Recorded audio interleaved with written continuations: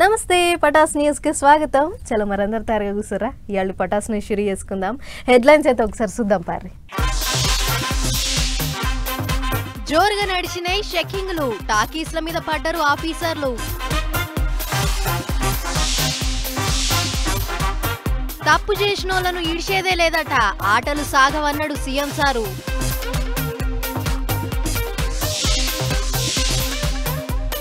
దొంగ బండ్లతోనే గంజాయి smuggling, GPS పెట్టించుకోవాలన్నట public. దుమ్ము లేపుతున్నాయి వానలు, గంగల మునుగుతున్నాయి వాడలు.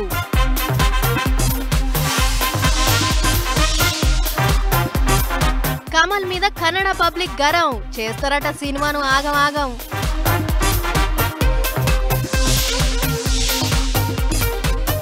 దొరికిండు మంగళవారం శుక్రవారం దొంగ, వారానికి 2 దినాలే దోసుకుంటాడట.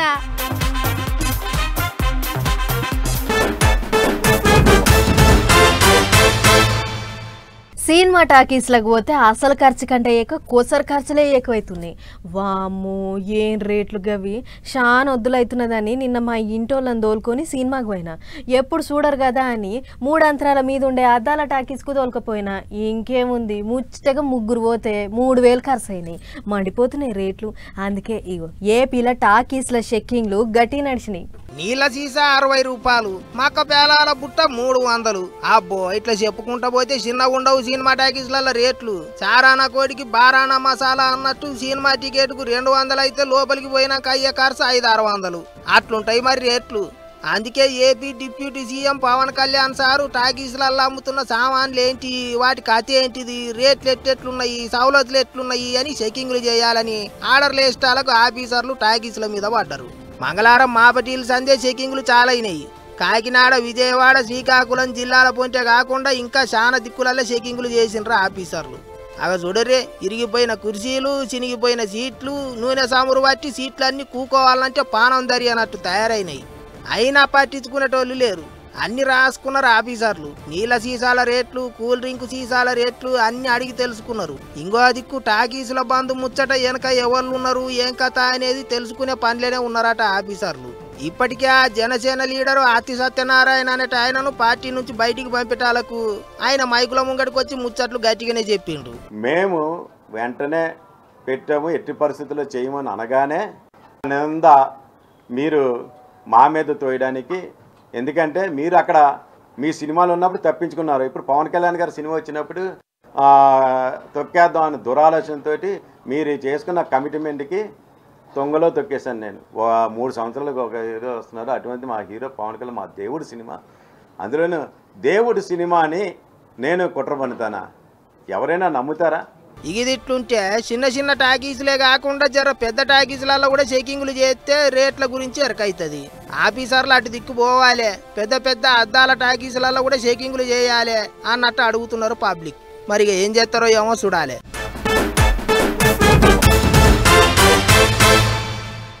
సైకిల్ పార్టీ వల్ల పసుపు పండుగ జోరుగా నడుస్తుంది. కమ్మటి వంటలు, లీడర్ సాబులు చెప్తున్న తీరొక్క ముచ్చట్లతోని జాతర జోరుగా అవుతుంది. బుధవారం అన్నగారి జయంతి కాబట్టి ఇంత గట్టినే చేసిర్రు సంబరాలు. మరిగా ఏం కథ, ఏమేమి ముచ్చట్లు నడిచినాయి చూడాలి కదా. ఒక్కసారి అట్లా మహానాడు మీటింగ్ అవుతున్న కడప జిల్లా దిక్కుపోయేద్దాం భారీ. 3 దినాల పసుపు పండుగల 2వ నాడు కూడా లీడర్ సాబుల ముచ్చట్లు గట్టిగా నడిచినాయి. అన్నగారి జయంతి కాబట్టి లీడర్లంతా పెద్ద మనిషికి నివాళులు తెలిపినరు. అన్నిటికంటే పెద్ద ముచ్చట ఏంటిదంటే అచ్చం అన్నగారే మళ్ళొచ్చి మాట్లాడినట్టు ఏఐ టెక్నాలజీతోని ఓ వీడియో తయారు చేసిండ్రు సైకిల్ పార్టీ వాళ్ళు.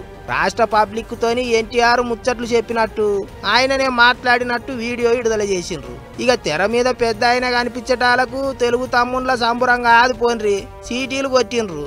ఇంకో దిక్కు ముఖ్యమంత్రి బాబు సారు ముచ్చట కూడా జోరుగానే నడిచింది. జగస్ పార్టీ వాళ్ళను గట్టిగానే అరుచుకున్నాడు. తప్పు చేసిన వాళ్ళు ఎంత పెద్దోళ్ళైనా సరే ఇడిసేదే లేదన్నట్టు హెచ్చరికలు చేసిండు. ఖబర్దార్, నా దగ్గర మీ ఆటలు సాగనివ్వను. ఇది ఒక హెచ్చరిక. కోవర్ట్లు మన దగ్గరికి పంపించి ఆ కోవర్ట్ల ద్వారా మీ ఎజెండా నెరవేర్చుకోవాలనుకుంటే ఇది మీకు సాధ్యం కాదు. వలస పక్షులు వస్తాయి, వలస పక్షులు పోతాయి, కానీ నిజమైన కార్యకర్త శాశ్వతంగా ఉంటాడు. ఆ విషయం మనందరం గుర్తుపెట్టుకోవాల్సిన అవసరం ఉంది. ఇగిదిట్లుంటే పట్నంలో ఉన్న ఎన్టీఆర్ ఘాట్ కాడ ఈ రోజు జూనియర్ ఎన్టీఆర్ కళ్యాణ్ రాము ఇద్దరు అన్నదమ్ముళ్ళు కలిసికట్టుగా వచ్చి తాత సమాధి మీద పూలు చల్లి నివాళులు తెలిపినరు. అన్నగారి మీద అభిమానంతో తెలంగాణ లీడర్లు కూడా కొంతమంది పోయినరు. ఇక మోత్కుపల్లి సార్ ఏమన్నాడో చూడర్రే. ఒక విజ్ఞప్తి, భారతరత్న ఎన్టీ రామారావు గారికి ఎందుకు ఇవ్వడం లేదో అర్థం కాదు. ఒక మాటలో చెప్పాలంటే ఎవరి పేరు ఉన్నా లేకపోయినా ఆయన పేరు చిరస్థాయిగా ఉండేటువంటి వ్యక్తి మరి ఎందుకు ఇవ్వడం లేదు భారతరత్న అనేటువంటిది ఒక క్వశ్చన్ మార్కు. ఇది మంచి పద్ధతి కాదు. ఆ మానవునికి ఖచ్చితంగా కేంద్ర ప్రభుత్వం ఒకసారి ఆలోచన చేసి భారతరత్న ఎన్టీ రామారావు గారికి ఇవ్వాల్సినటువంటి అవసరం ఉందని మరొకసారి సందర్భంగా నేను తెలియజేస్తా ఉన్నా. ఇన్నొద్దులైతున్నా అంత గొప్ప మనిషికి భారతరత్న ఏంటికిత్తలేరు అని బాధపడ్డాడు మోత్కుపల్లి.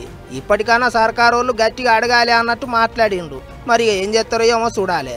ఇక ఏపీలో అంతటా ఎన్టీఆర్ జయంతి వేడుకలు ఘనంగా చేసిండ్రు. సైకిల్ పార్టీ లీడర్లే కాదు, అభిమానులు, పబ్లిక్ అందరూ అన్నగారిని, ఆయన సినిమాలను, రాజకీయాలను మళ్ళొకసారి యాదికి చేసుకున్నారు.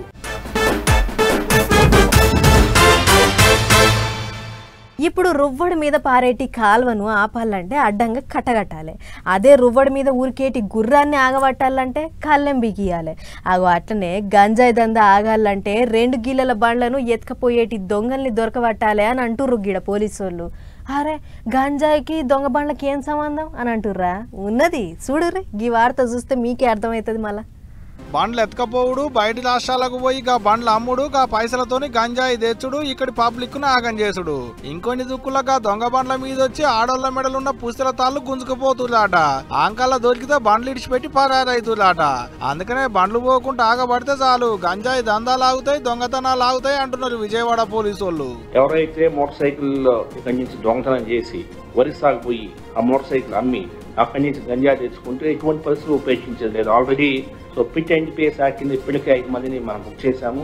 ఇటువంటి వాళ్ళని ఉపేక్షించేది లేదు. ఎందుకంటే మోటార్ సైకిల్ తీసుకువెళ్తాడు వీడు, ఇక్కడ మోటార్ సైకిల్ అఫెన్స్ జరుగుతుంది, పోయి అక్కడ పోయి గంజా చేస్తాడు, ఇక్కడికి వచ్చి స్టూడెంట్స్ సర్వనాశనం చేస్తాడు. సో ఇటువంటి క్యారెక్టర్స్ పట్ల అప్రమత్తంగా ఉండాలని చెప్పి చెప్పడం జరిగింది.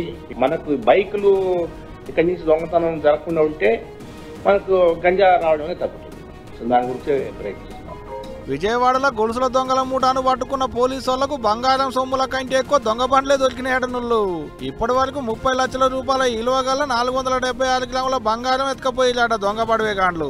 అంత దొరకబట్టిలాట పోలీసు వాళ్ళు. ఓ 4 బడవేగాండ్లను పట్టుకొని కేసులు కూడా రాసిలాట. గమ్మతేందంటే బంగారం అంతా దొంగ బండ్ల మీద పోయి కొట్టేసిందేనాట.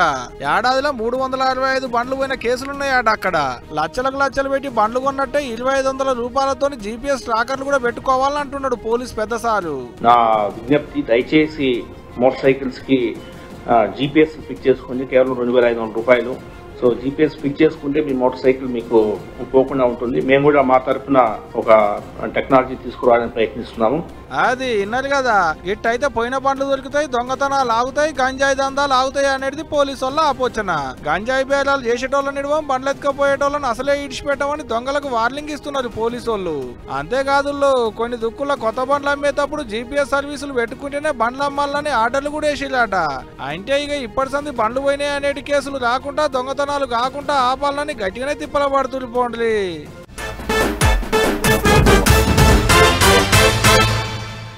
రోని కార్తెల రోళ్ళు వగిలేటట్టు ఎండలు కొడతాయి అని అంటారు కదా, కానీ ఈ ఏడు అట్లా లేదు. గా రోళ్ళకు కూడా సలివెట్టి వణికే కథ అవుతుంది. రోని కార్తెల వానలు ఈడ్చి కొడుతున్నాయి. ఎండదేవుడు ఏడబోయిండో కూడా జాడే లేదు. కాలం ముందుగా వచ్చిందని సంబరపడాలనో, వానతోని అయ్యేటి ఆగంతో బాధపడాలనో అర్థమైతలేదు పబ్లిక్కు. ఏం వానలో ఏమో కానీ ఇప్పటికెత్తి వార్త చూడుర్రి. ఎల్బీ నగర్ కెంచి ఉప్పల్ దానక, తార్నాక కెంచి బేగంపేట దానక, అమీర్పేట కెంచి జూబ్లీ హిల్స్ దానక, ఇటు దిల్సుఖ్ నగర్ కెంచి మలక్పేట దానక, గాంధీ భవన్ కెంచి పంజాగుట్ట దానక, కూకట్పల్లి కెంచి మియాపూర్ దానక, లింగంపల్లి కెంచి హైటెక్ సిటీ దానక. ఏహే ఆడా ఈడాని ఏం లేదు. పట్నంలో ఏడేడివలే వానలు దంచుడు దంచింది వాన. గిట్ట దంచుకొచ్చిన వానలకు నాలాలు వంగినే ట్రాఫిక్ జామ్ అయింది. పొద్దుకాల ఆఫీసులు ఒడిపించుకొని ఇళ్లకు పోయేటోళ్ళది చిన్న తిప్పల కాదు పో.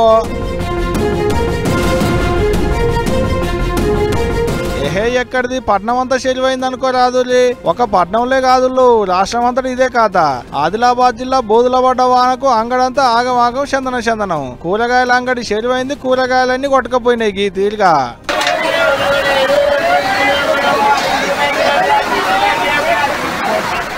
సిరిసిల్లలో చిన్నగా వడలే వాన, సరసుడు సరిస్తే రోడ్లన్నీ చెరువులైనాయి. ఆడాడ తంబాలు కూలినాయి, బండ్లు కొట్టకపోయినాయి. మోకాల లోతు నీళ్లలో బండ్లాగితే గిట్ల నెట్టకపోయిరు. ఒక మనతాన్నే కాదు, అటు ఆంధ్రాలో కూడా గిదే ఆగం. శ్రీకాకుళం జిల్లాలో సరిసిన వానలకు నడుము లోతు నీళ్లు బజార్ల పోయింటి. మురికి కాలువలు చక్కగా లేక ఇళ్లకు నీళ్లు వస్తుంటే ఎత్తిపోసుకోలేక అక్కడది ఒక తిప్పల కాదు. ఆడ ఈడాని ఏం లేదు, 2 తెలుగు రాష్ట్రాలలో దంచి కొట్టింది వాన. కళ్ళలల్లో ఆరబోసిన ఓట్లు దడవకుండా కవర్లు కప్పుకుంటున్నారు రైతన్నలు. ఎన్ని కవర్లు తడిసేటి దడుస్తూనే ఉన్నాయి. ఇంకో 3-4 రోజులు గాలి దుమారాలతోని వానలు దంచి కొడతాయి అంటున్నారు మొగులు అధికారులు. వానలు పడ్డందుకు పట్నం పబ్లిక్ జరంతా చల్లబడ్డాల కానీ చేతికొచ్చిన పంటలు తెరలైతుండేటాళ్లకు పల్లెల పోయింటున్న రైతులకే రంది పట్టుకున్నట్టయింది పోండ్రి.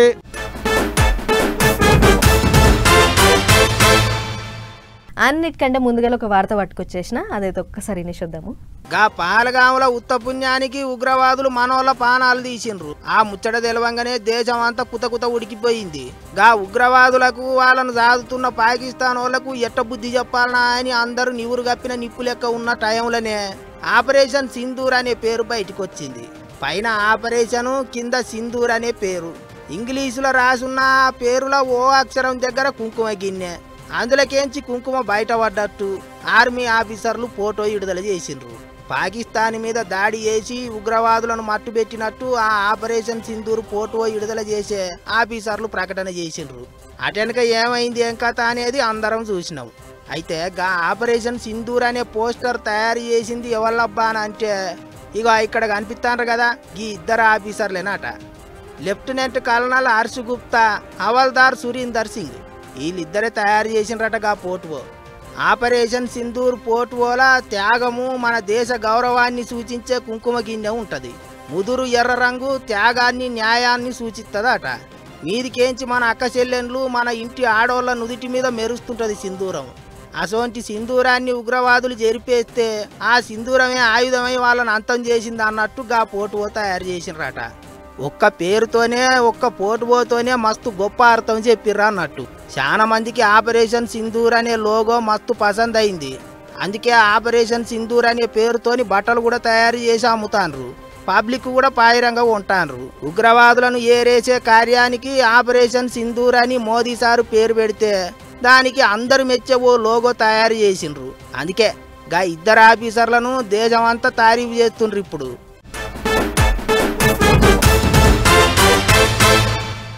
మాట పువ్వు లెక్క ఉండాలి, మనసు వెన్నె లెక్క ఉండాలి అని అంటుంటారు పెద్ద మనుషులు. కానీ నిన్న చాలా మంది మాటలు రాళ్ళ తీరుగానే ఉంటున్నాయి. వాళ్ళు మాట్లాడితే రాళ్ళతో కొట్టినట్టే ఉంటున్నది. నెరి మాటలతోనే కయ్యం తీసేటోళ్ళు, మాటలతోనే చిచ్చులు పెట్టేటోళ్ళు బాగా తయారైనరు. ఇక చూడుర్రి, సినిమాల యాక్టర్ కమల్ హాసన్ మాట్లాడిన ముచ్చట్లు కర్ణాటకల అగ్గిరాజేష్ని.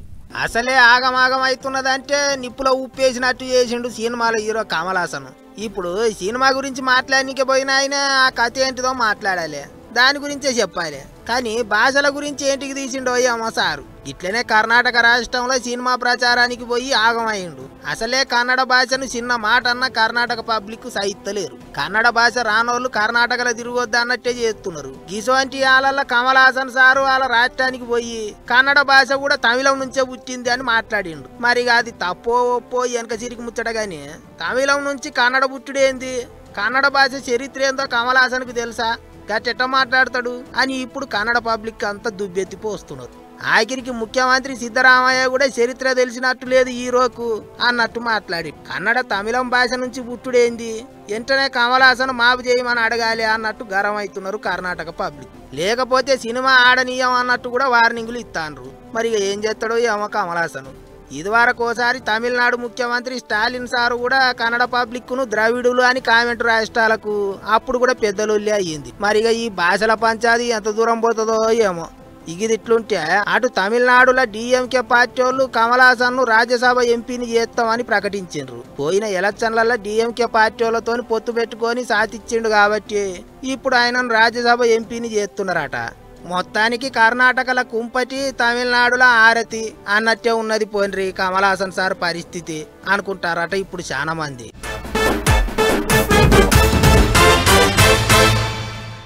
అదేదో సినిమాల హీరో నాని వారం మొత్తం అన్నీ రాసుకొని శనివారం నాడు అందరి తానికి పోయి పొట్టు కొట్టొస్తాడు. అంటే వారం మొత్తం ఎవ్వళ్ళ జోలికి పోను, ఎవ్వళ్ళు ఏమన్నా నేను ఎవ్వరిని ఏమనను, ఎవరైనా నా జోలికి వస్తే అన్ని రోజులది కలిపి ఒకటే నాడు కొడతా అని వాళ్ళమ్మకు మాటిస్తాడు అన్నట్టు.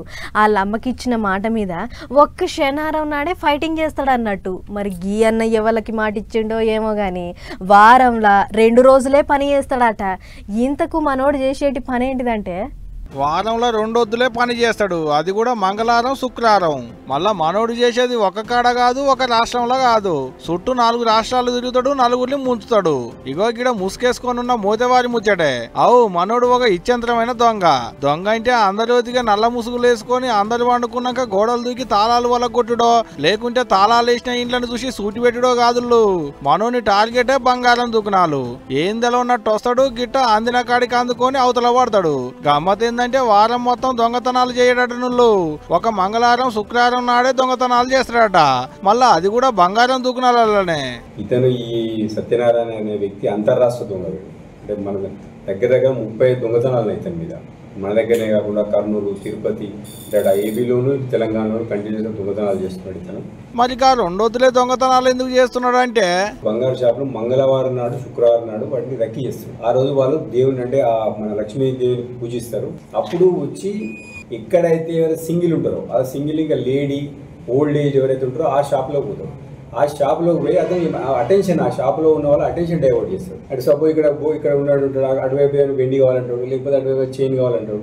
వాళ్ళు అటు తిరిగారు కానీ కౌంటర్లో ఉన్న తన చేతికి ఏ దొరికితే తీసుకొని పికప్ తీసుకొని పోతాడు. ఆగో ఇన్నరా మనోన్ లీలలు. పొద్దుగాల దుకాణంలో పూజలు చేసేటప్పుడు, లేకుంటే పైటిలియాల దుకాణంలో ఒక్కలే ఉన్నప్పుడు ఏది అంగుకుంటే అది అదును చూసి సంచి నింపుతాడు అన్నట్టు. భద్రాద్రి కొత్తగూడెం జిల్లా మనుగూరులో గిట్టనే ఒక బంగారం దుకాణంలో పడి సొమ్ములెత్తుకపోయిండట మోతేవారి. పోలీసులు నజరేసి దొరకబట్టారు.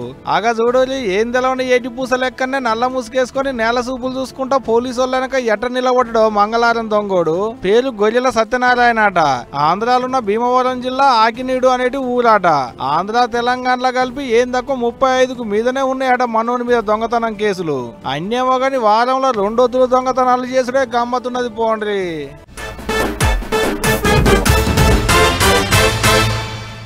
ఈగిన్ని బుడ్డ ముచ్చట్లున్నాయి. ఆలస్యం చేయకుండా అవి కూడా చూసేద్దాం పారి. యాదాద్రి భువనగిరి జిల్లా పోచంపల్లిలో తిరిగేతందుకు పోయిండు భువనగిరి ఎమ్మెల్యే కంభం అనిల్ కుమార్ రెడ్డి సారు. పోయిన కాడ రైతులతోని మాట్లాడుకుంటా పంటలు ఎట్లా వండుతున్నాయి, ఎన్నడు వండిచ్చిర్రు అనేటి వివరాలు అడిగిండు. నారాయణగిరిలుండేటి రమాదేవి అనేటి గీ అక్క ఎకరానికి 117 బస్తాల వడ్లు అంటే ఓ 6.5 పుట్ల వడ్లు పండించినా అని చెప్పేటాళ్లకు అక్కను మెచ్చుకొని చల్లబట్ట కప్పి సన్మానం చేసిండు. ఇప్పుడున్న కాలానికి ఎకరానికి 100 బస్తా వడ్లు కూడా పండుతలేవు. అసొంటిది 117 బస్తాల వడ్లు పండించిందంటే అక్క ఆదర్శ రైతే అన్నట్టు మాట్లాడుకొచ్చిండు. వాజీబే ఏ మాట కామాటే 6.5 పుట్ల వడ్లు పండుడంటే గొప్ప ముచ్చటే తీయుర్రి. యాదగిరి గుట్ట మీద చింతపండు దొంగలు మోపేర్రు. కొండ మీద ప్రసాదం తయారు చేసేందుకు తెచ్చిన చింతపండు బస్తాలని కార్ల మెలుక్కొని పోతుంటే దొరకబట్టిర్రు పెట్రోలింగ్కి వచ్చిన పోలీసోళ్లు. పోలీసోళ్లను చూడంగానే కార్ను చింతపండు బస్తాలని ఈడ్చిపెట్టి పారిపోయిర్రాట. ఏం తక్కువ 10 చింతపండు బస్తాలను ఎత్తుకుపోతుంటే పట్టుకొని కేసులు రాసిర్రు. గమ్మతేందంటే ఎక్కడో బయటకించి వచ్చిన దొంగలు కాదు, గుట్ట మీద పని చేసేటి అవుట్ సోర్సింగ్ కొలువులు చేసేటోళ్ళేనట. అంటే ఇంటి దొంగలు అన్నట్టు. ఇంటి దొంగల్ని ఈశ్వరుడు కూడా పట్టుకోలేడంటారు గాని యాదాద్రి పోలీసోళ్ళు పట్టుకుర్రు అని అనుకుంటుర్రు ఇప్పుడు ఈ ముచ్చట ఎరికైన నరసన్న భక్తులు. కామారెడ్డిలో ఉన్న వ్యవసాయ సహకార సంఘం కాడ జీలు గిత్తనాల కొరకు కిలోమీటర్ కమానం దారాలు కట్టిరు రైతులు. ఎన్ని ఎకరాలున్నా ఒక రైతుకు ఒకటే ఇత్తనాల బస్తా ఇస్తుర్రట. మళ్ళీ ఇంకో బస్తా కావాలంటే మళ్ళా మొదటికించి లైన్ కట్టాల్సిందేనట. సరిపోను జీలు ఇత్తనాలు రాకపోవుడుతోని కన్న తిప్పలైతున్నదట. ఆయిటి కాలం దగ్గర పడుతుంది, ఇత్తనాల కొరకు తిప్పలైతుంది అనేటిది రైతన్నలు అంటున్న మాట. పొద్దుగాల పోతే అర్ధరాత్రి అవుతుందట. ఆయన ఒక్క బస్తా దొరికితే ఆడికే గగనం అంటూరు రైతన్నలు. మరి చూడాలే ఇత్తనాలు ఎట్లా అందిస్తారో, రైతుల్ని గవర్నమెంట్ వాళ్ళు ఎట్లా ఆదుకుంటారో అనేటిది రేపు.